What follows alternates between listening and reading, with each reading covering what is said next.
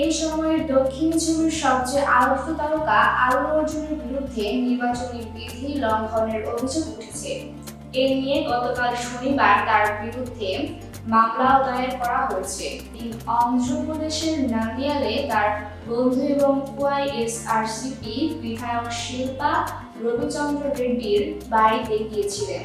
লোকজন জেনে যায় যে আল্লু অর্জুন বিধায়কের বাড়িতে এসেছেন।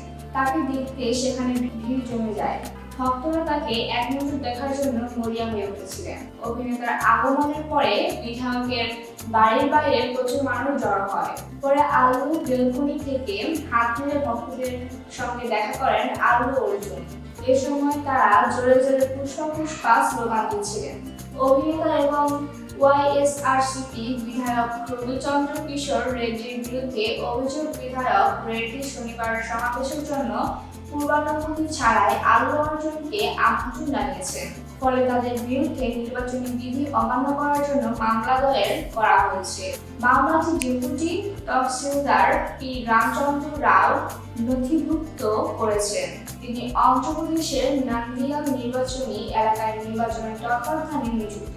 এরপর আল্লু অর্জুন স্পষ্ট করে দিয়েছেন যে তিনি তার বন্ধুকে সাহায্য করার জন্য নান্দিয়ালায় গিয়েছিলেন এবং কোনো রাজনৈতিক দলকে সমর্থন করেন না।